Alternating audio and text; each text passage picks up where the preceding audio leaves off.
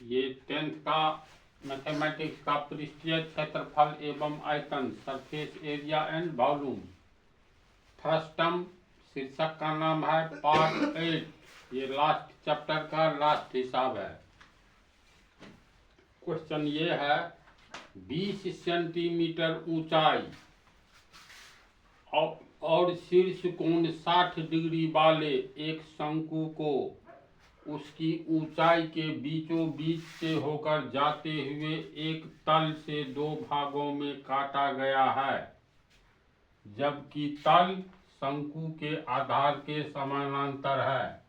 यहाँ तक पहले ढंग से देखो। 20 सेंटीमीटर ऊंचाई और शीर्ष कोण 60 डिग्री वाले एक शंकु को, तो शंकु है कैसा? तो चलो ये शंकु है।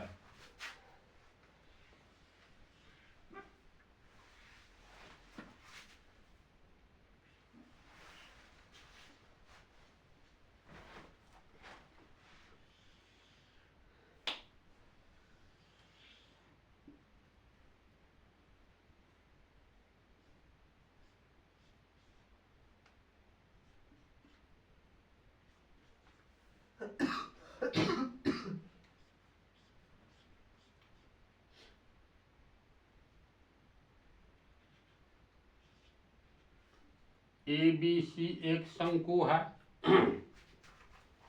जिसकी ऊंचाई 20 सेंटीमीटर है। ऊंचाई का अर्थ हुआ ये आधार है, शंकु का वृत्तीय तल है। तो आधार के मध्य बिंदु को, यानी ये BC व्यास हुआ, वो केंद्र हुआ। केंद्र को अगर शीर्ष से मिलाते हैं तो ये तुमको ऊंचाई हो गया।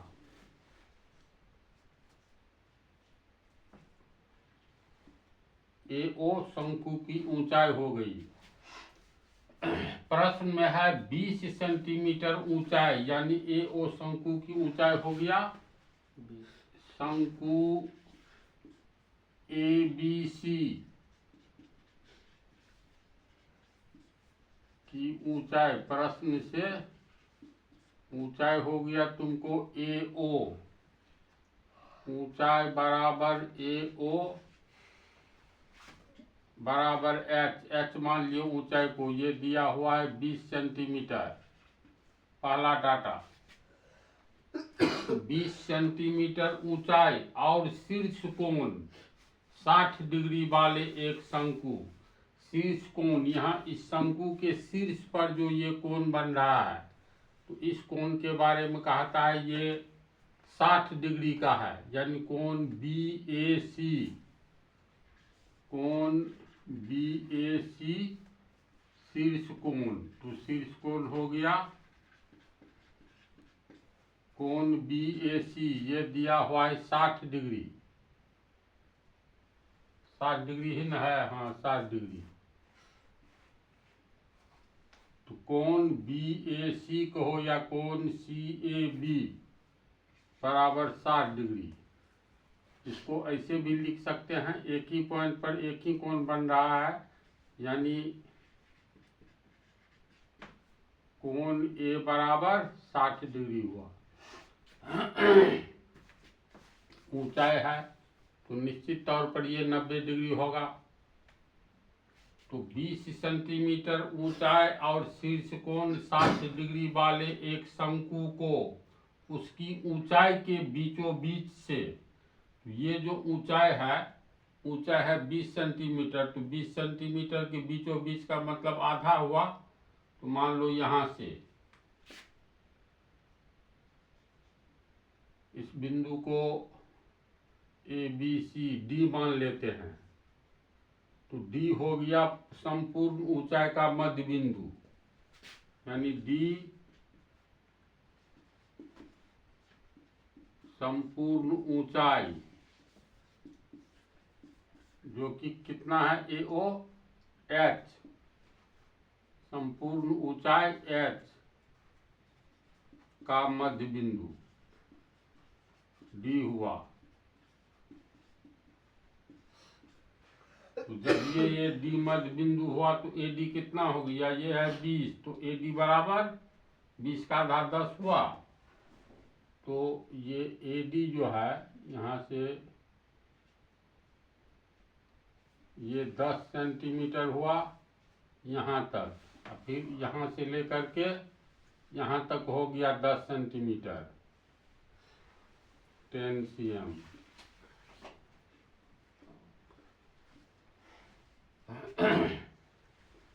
तो उसकी ऊंचाई के बीचों बीच से होकर जाते हुए एक तल से 2 भागों में काटा गया है।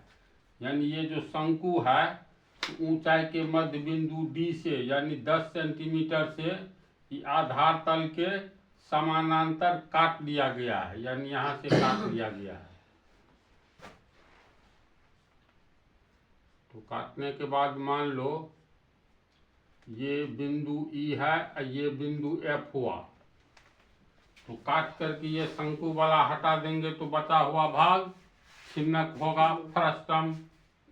तो प्रश्न के अनुसार ऊंचाई के मध्य बिंदु से आधार के समानांतर काट लिया गया 2 भागों में, जबकि तल शंकु के आधार के समानांतर है। तो ये तल जो है इस शंकु को अलग करेंगे तो इसके आधार के समानांतर, यानी ये शंकु हो गया। शंकु का आधार EF के समानांतर इसका तल है BC। तो इसको अगर अलग कर देंगे तो छिन्नक जैसे आकृति का ये होगा, छिन्नक जैसी आकृति इस तरह से प्राप्त होगा।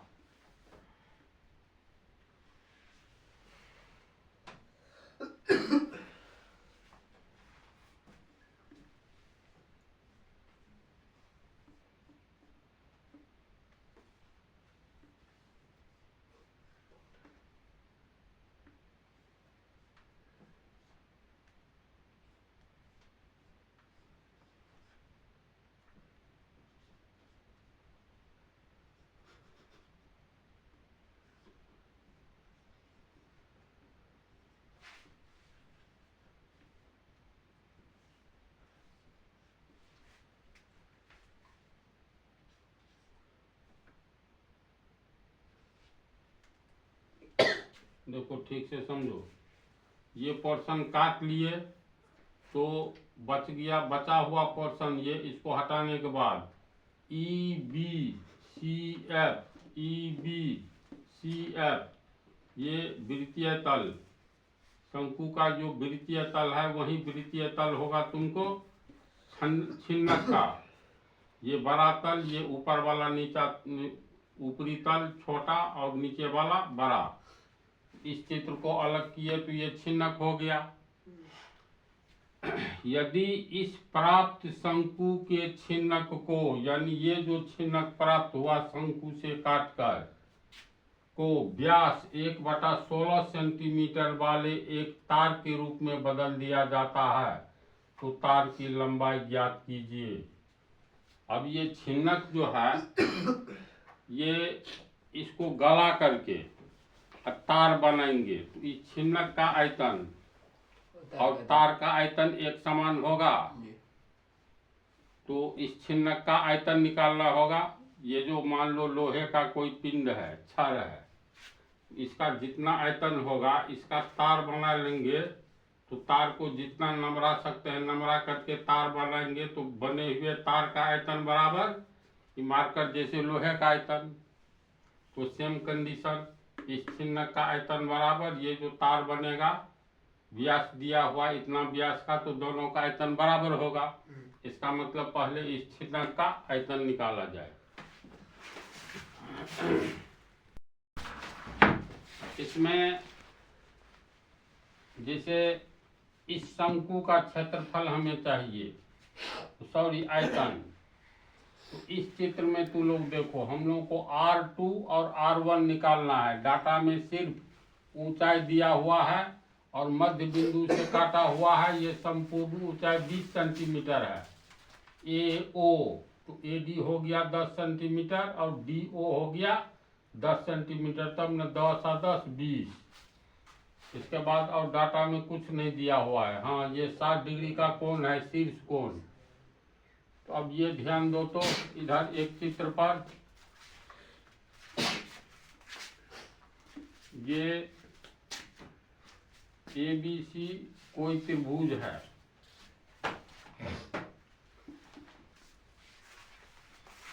जिसका ये कोण 60 डिग्री है। इसके बाद शंकु की तिर्यक लंबाई एक समान होती है। तो शंकु की तिर्यक लंबाई एक समान होती है का अर्थ हुआ ABC, शंकु का ये तिर्यक लंबाई AB बराबर AC होगा ना।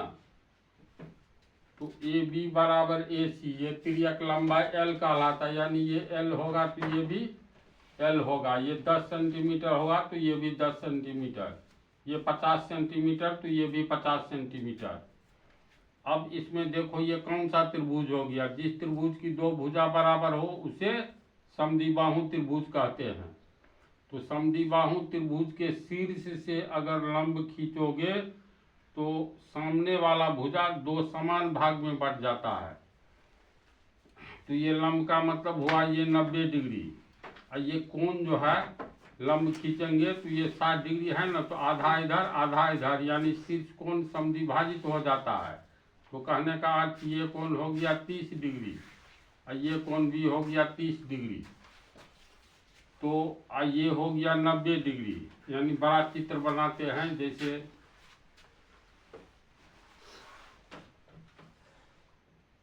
मान लो PQR, ये भुजा L है, ये भुजा भी L है, दोनों का मान समान है। इसका अर्थ हुआ PQ बराबर PR, तो समद्विबाहु त्रिभुज हुआ।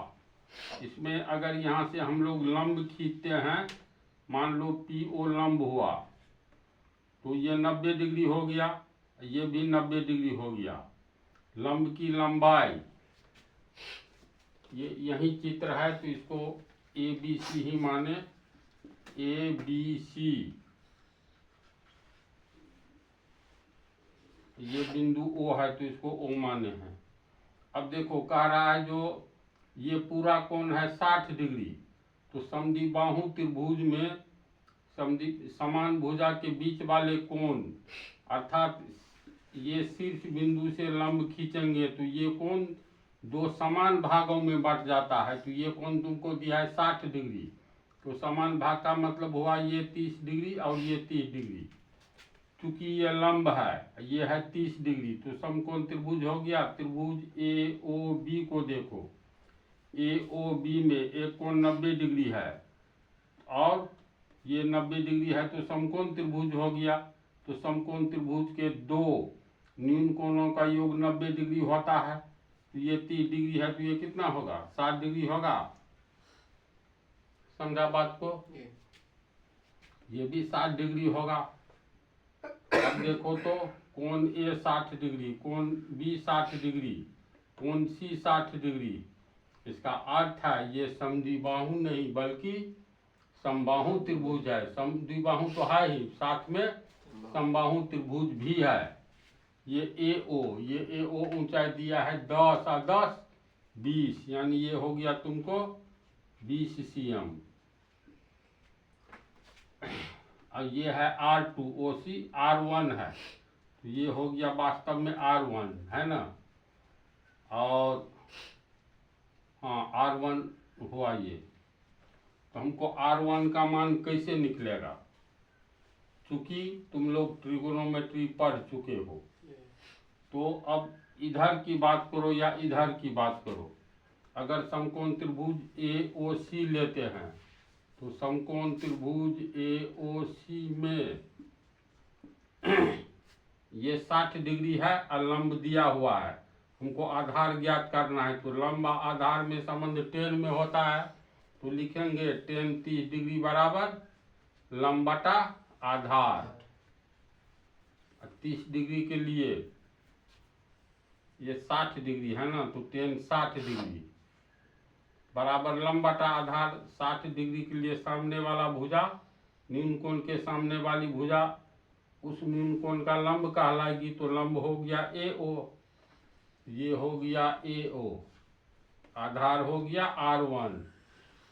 tan 60 डिग्री का मान कितना, √3 ए ओ कितना है 20 सेंटीमीटर, तो 20 सेंटीमीटर बटा R1, इसलिए R1 बराबर, R1 यहाँ जाएगा √3 यहाँ आएगा, तो 20 cm बटा √3 होगा। R1 का मान कितना निकला 20√3 cm, तो R1 का मान हम यहाँ लिख लेते हैं। कैसे निकला समझा ना, R1 20 बटा √3 cm निकला।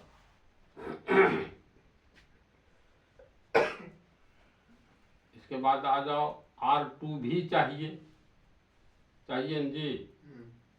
R2 कैसे निकलेगा, इसमें बड़ा समकोण त्रिभुज लिए थे।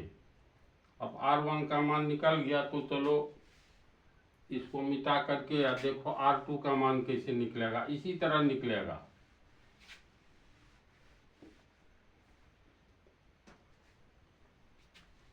क्योंकि ये और ये समानांतर है, समानांतर तल काटा गया है, तो ये समानांतर है, तो ये कोण, ये AO लंब है BC पर, यानी ये है तुमको 90 डिग्री। तो दो समानांतर रेखा को कोई तिर्यक रेखा काटती है तो संगत कोण बराबर होता है, तो ये 90 डिग्री, ये संगत कोण है ना, ये कोण संगत कोण हो गया, तो संगत कोण ये बराबर होगा, तो ये 90, तो ये भी 90 डिग्री हुआ।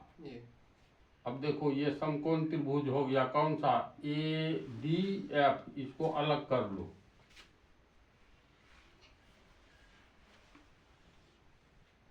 ADF, DF हो गया R2, और ये हो गया 10 सेंटीमीटर ऊंचाई, ये कोण 90 है, ये कोण 90, ये है 30, तो 90 समकोण त्रिभुज है, तो दो न्यून कोणों का योग, समकोण त्रिभुज में 90 डिग्री, तो ये 30 है, तो ये 60 होगा। अब हमको R2 का मान निकालना है। समकोण त्रिभुज में ये आधार हो गया 60 डिग्री के लिए, इसके सामने वाला लंब हो गया, तो tan 60 डिग्री बराबर फिर निकालेंगे लंब बटा आधार, तो लंब हो गया AD का मतलब 10 सेंटीमीटर, आधार हो गया R2, tan 60 का मान √3 10 cm बटा R2, इसीलिए R2 बराबर, R2 यहाँ आएगा √3 यहाँ आएगा, तो 10 cm बटा √3 होगा इतना। तो R2 का भी मान निकल गया, R2 बराबर 10 cm बटा √3, यानी 10/√3 cm हुआ। ये दोनों का मान निकल गया।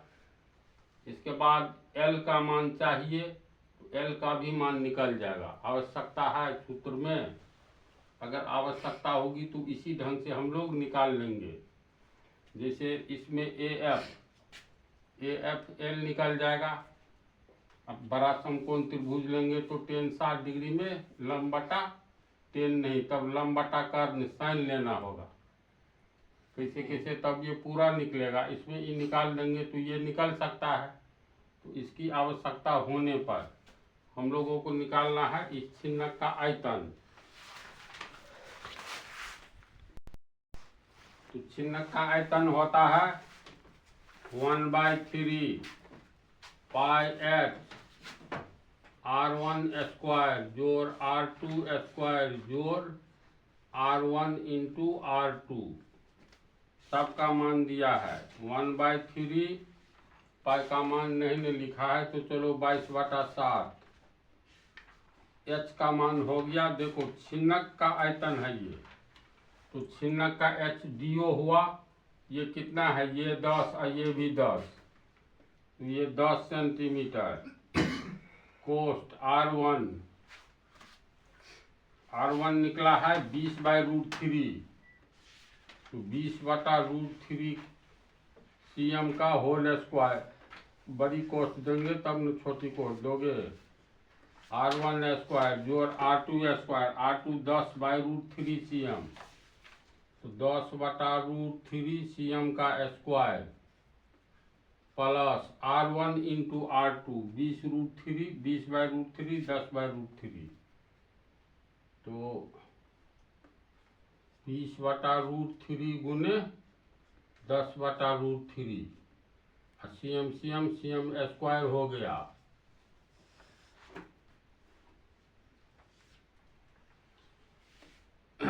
ये हो गया 1, ऊपर में कटने वाला नहीं है, 22 दहिन 220, नीचे में 3 7 21 cm, बड़ी कोष्ठ 20 को गुना करेंगे 400, √3 को 2 बार गुना करेंगे तो 3 cm स्क्वायर, जोड़ 10 को गुना करेंगे 100/3 cm स्क्वायर, प्लस 20 दहिन 200 बटा √3 को गुना करेंगे 3 cm स्क्वायर, होगा न इतना। सब डाटा आ गया, तो इसका ये आयतन हुआ। देखो हम ये लिख दिए हैं, ये कैलकुलेशन छिन्नक का आयतन इतना आया है, देखो इतना, तो 220/21, 3 3 3 है, लघुत्तम ले लिए 3, ऊपर वाला देख लो ये भिन्न जोड़ है, 400 जोड़ 100 जोड़ 200, और cm स्क्वायर कॉमन ले लिए, समझा इसको। तो इस तरह से छिन्नक का आयतन हम लोग को निकलने जा रहा है। तब क्या होगा, छिन्नक का आयतन, इसका तार बनाएंगे तो तार का आयतन बराबर कर देना है, तो ये हो गया तुमको 220/21 cm गुने 4 1 5 2 700 cm स्क्वायर बटा 3, कटेगा 21 700 नहीं कटेगा, तो गुना करेंगे तो 7 दूनी 14 और 7 दूनी 14 1 15, 1 2 3 3 ठो 0 होगा ना, 22 7 154 पर 3 0, cm और cm क्यूब स्क्वायर है, तो ये हो गया cm क्यूब, 21 या 63, इतना cm क्यूब हुआ आयतन। अब इसमें प्रश्न में है, यदि इस प्राप्त शंकु के छिन्नक को व्यास 1/16 सेंटीमीटर वाले एक तार के रूप में बदल दिया जाए तो तार की लंबाई ज्ञात कीजिए। तो तार तो बेलनाकार होता है ना, मान लो ये तार के रूप में बदल दिया इस छिन्नक को, तो ये तार बेलनाकार होता है,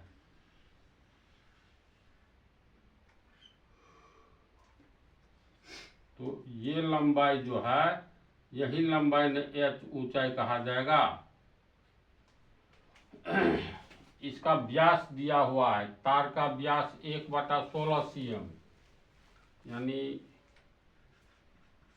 तार का व्यास, इसको d1 मान लो, तो ये दिया है 1/16 cm, यानी 1/16 cm, इसीलिए तार की त्रिज्या इसको R3 मान लो, या R1 R2 माने हैं नहीं, सिर्फ R मान लो, तो ये हो गया इसका आधा, आधा का मतलब 1/16, आधा का मतलब 1/2, इतना cm हो गया, इसीलिए R बराबर 1 1 1 16 दूनी 32 cm, इतना हो गया।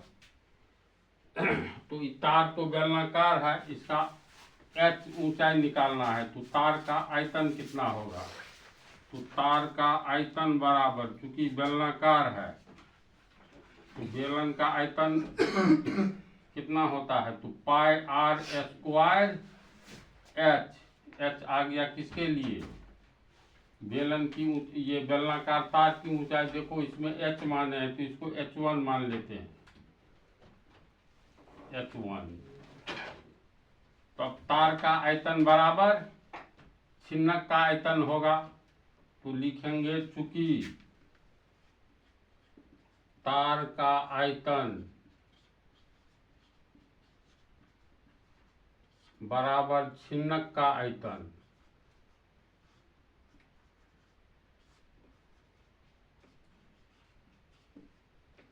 तार का आयतन हो गया तुमको पाई आर स्क्वायर एक्स, छिन्नक का आयतन निकला हुआ है 154/30 बटा 63 cm क्यूब। तो इसमें ये एक समीकरण हो गया। आर का मान दिया हुआ है, आर 1/32 cm है, तो ये हो गया पाई का मान 22/7।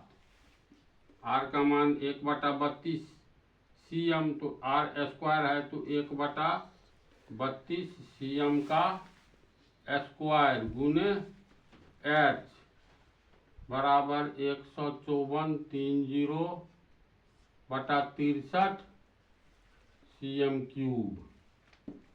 ये हुआ। हम लोग को अल्टीमेटली अंत में ये इक्वेशन आया है, देख लो ये।